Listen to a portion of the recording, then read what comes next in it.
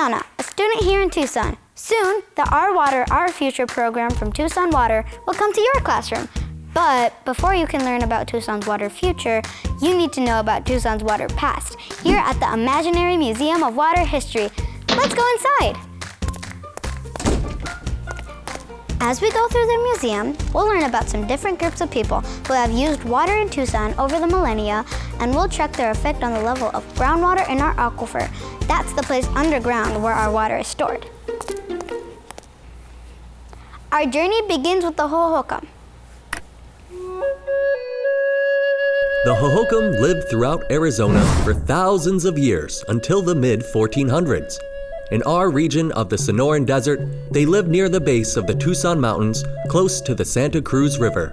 They built irrigation canals to channel water from the river to their fields of corn, beans, and squash. They also used water for drinking, cooking, and making mud to cover the frames of their pit houses. Even though the Hohokam population may have reached 80,000 people, their impact on our water level was very small. Looks like we're in 1776, which is the same year the American colonists signed the Declaration of Independence. The Spanish had already built a fort here called the Presidio San Agustin del Tucson. Hola, Luciana. Oh, buenos dias, Juan. Juan was a Spanish settler in Tucson. That's right. My family and I traveled for a year from far away in New Spain, which you know as Mexico. Back then, Tucson was very small. We got our water by carrying buckets from the Santa Cruz River. We used water for cooking, cleaning, drinking, and for our animals. We also needed water to build our adobe homes. Even children like me had to work long days helping our parents. But we loved to swim in the cold Santa Cruz River at the end of the day. Thanks, Juan. In 1776, the population of Tucson was only around a couple hundred people, and the Santa Cruz River always had water in it.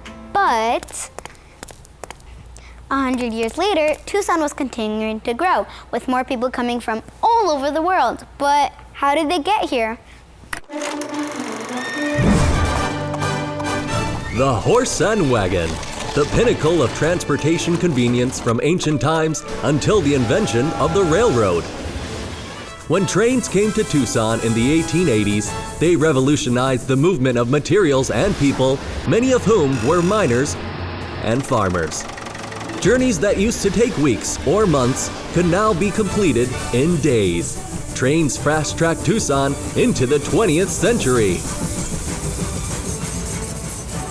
Wow, but back then, how did all those people get water to their homes? Maybe this will tell us.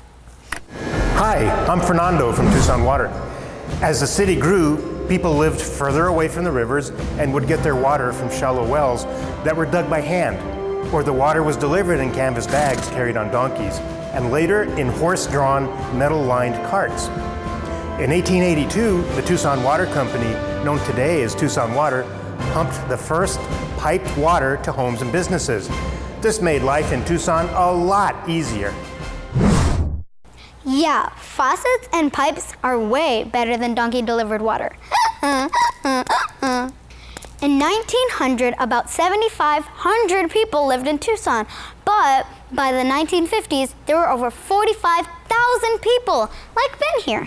Hi, I'm Ben. I worked on my family's cotton farm when I wasn't in school. A lot of wells were drilled into Tucson's aquifer to pump water for our fields and for our faucets at home. It sure would have been nice to go for a swim after a hot day working on the farm, but the Santa Cruz River stopped flowing year-round. Do you know why, Luciana?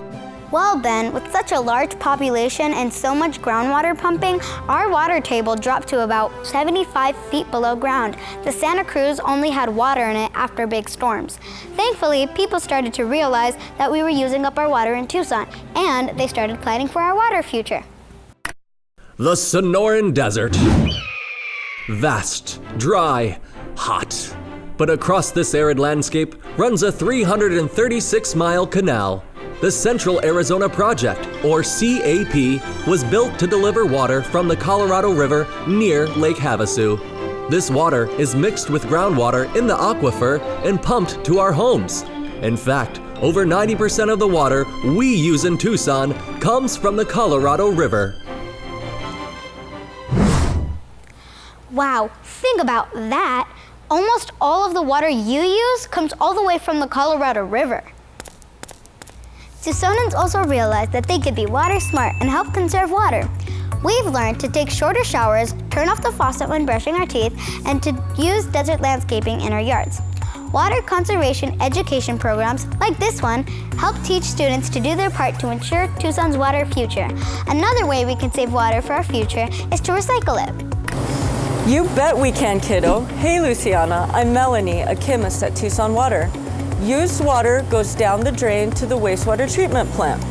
It's filtered and treated to become recycled water, which is used for plants at schoolyards, parks, and golf courses in Tucson. Have you seen this sign at your school? Yeah, I have. It's so great we recycle our water.